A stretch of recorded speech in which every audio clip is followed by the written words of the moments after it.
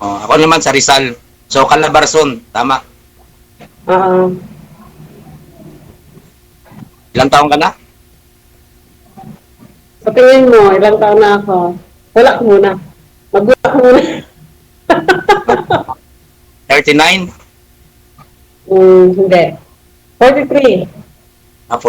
Okay. Ako naman, 44. Ay, isang taon lang. Wow. Ilan ang anak mo? Ilan ang anak mo? May anak ka na? Binata? Oh, isa lang. Nahiwalay ka? Hindi, ito, Galo. Balo. Ay, balo din ako. Joke. Hindi, oo, balo nga ako. Totoo. Okay. Ano pinagkakabalaan mo sa buhay ngayon? Ngayon, abala akong maglinis ng bahay. Yeah, I mean yung may trabaho ka. OFW ako, galing akong Qatar. Karating ko lang kahapon. Okay. Ako naman, kahit di mo natanungin, ako naman isang driver, company driver, dito sa Rizal. Basta driver, sweet lover. So yun, Totoo? hindi. Ay, hindi ka sweet? Hindi naman lahat. Hindi, pati na nag-stress ako eh.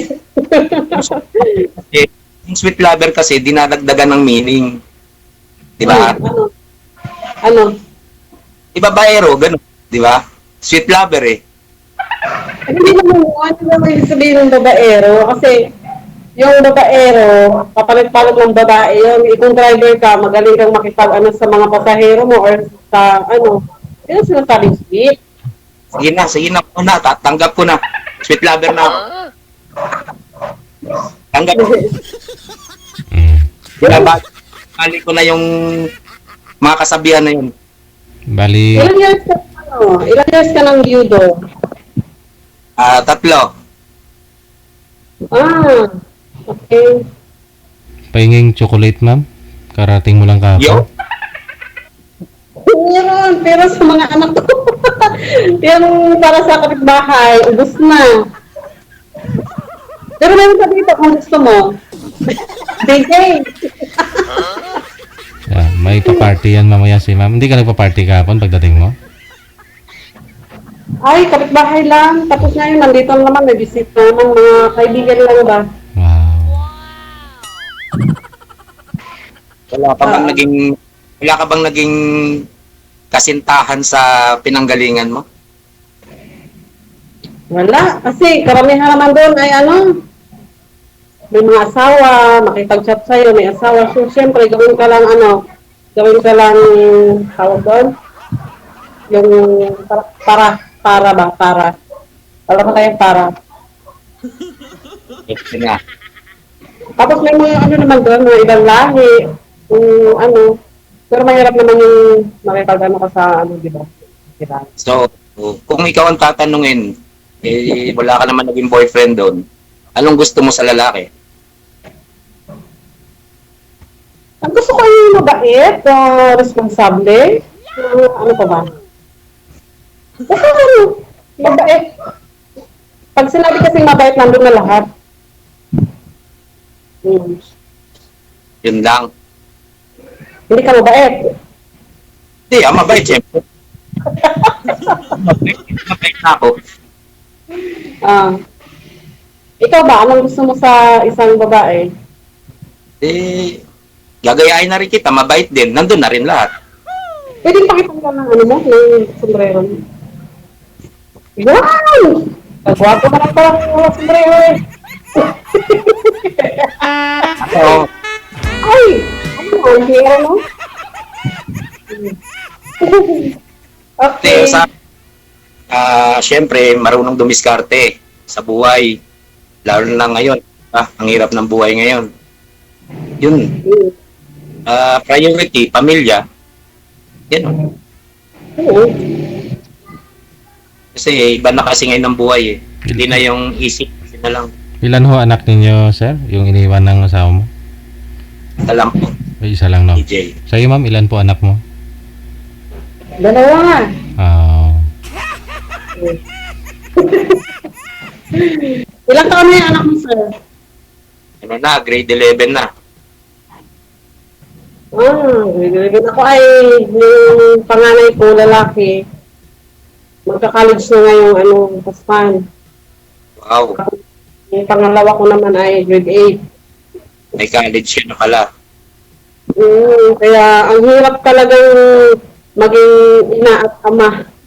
So, kailan balik mo ulit sa pinanggalingan mo? Ayaw ko. Hindi ka na babalik.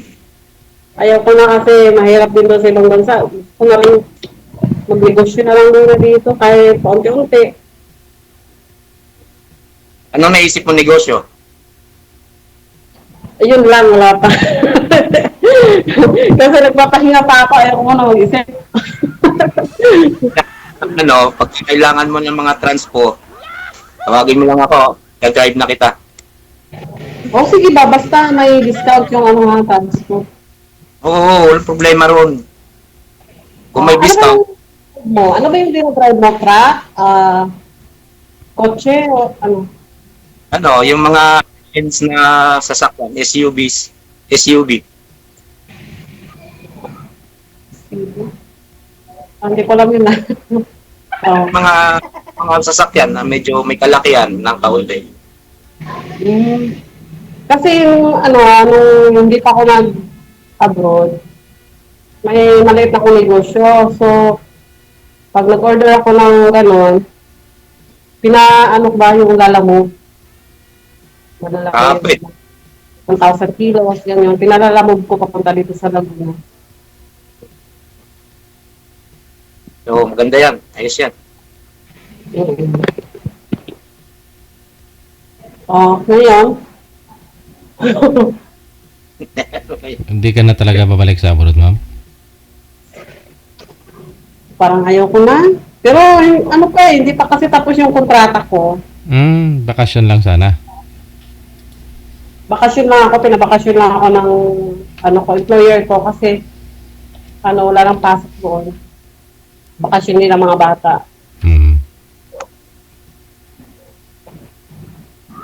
Ayun. May tatanong ka pa? Meron. Tanong. Yung basic, yung basic lang na tanong, kumain ka na ba?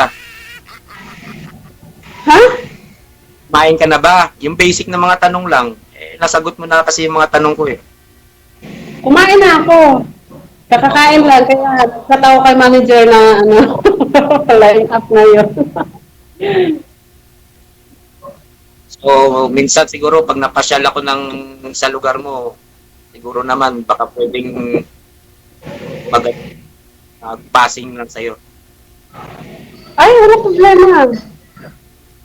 Tap ka lang. Thank you, DJ. Ano na siya itatanong? Okay, sige, bye-bye. Wala.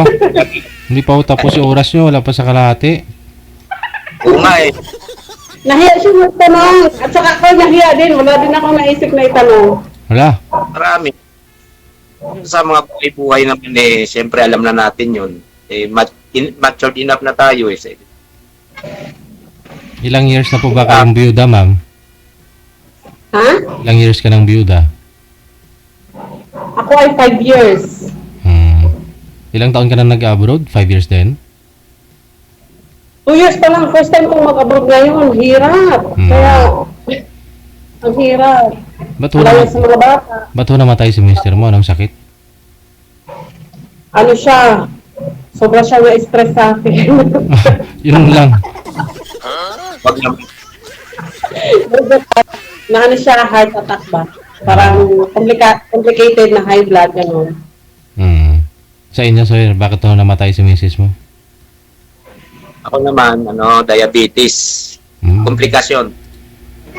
Ilang taon na po ba yun? Nung namatay? Sino po, DJ? Yung misis nyo? Ilang taon 48. siya? 48.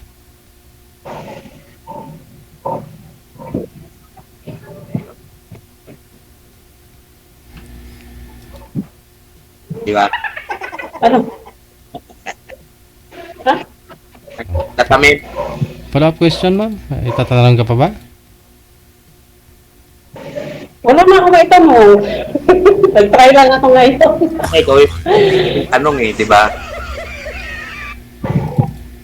Ano tatanong ko, ilan naging girlfriend mo? Ayun. Huwag na yun. Hindi. Gaano? Ilan? Ilang piraso? Wala, nakalimutan ko na rin eh. Ayaw ko magbilang kasi nga hindi naman dapat bilangin yun eh. Kasi nawala na sa isip yun eh. Okay. So ngayon, ang isipin mo na lang ay ako. Siyempre. Yung future, diba? Yung future naman. Oo, sige. Ako na lang. Ako na lang ang isipin mo. Joke lang yung akin ha. Friend mo na tayo, okay? Wala namang problema. Ganun naman talaga sa una. Kilalanin mo muna ako, kilalanin muna kita. Tapos pag, hindi tayo nagkaibihan, ako naman ay talagang kinikilala ko muna kasi mahirap nang mapasubo ba kasi kasabihan ng natatanda, hindi naman yung kanin na mainit na kung mainit na isinubo mo, pwede mong iluwa, di ba? Agree. Agree ako dyan. Sige. Wala na bang tanong? Tanong ka. Wala ko. Hindi na lahat eh. Wala na? Naitanong mo na lahat. Wala na akong tinanong sa'yo. Pero, ganun tatanong ko eh. Same lang ng Sige kasi, ang dami na nanonood sa atin. Ang dami na siguro nakakilala sa akin. Sige na. Talk na lang tayo in private. Add mo na lang ako kung gusto mong i-add. Tip naman kita. Sige ha. Yun na lang. DJ, thank you. Reyes. Good luck.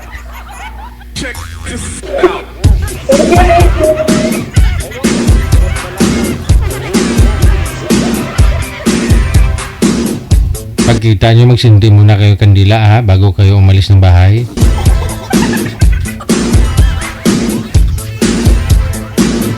Pagdasal ho muna kayo, pagdasal nyo kaluluwa ng mga asawa nyo.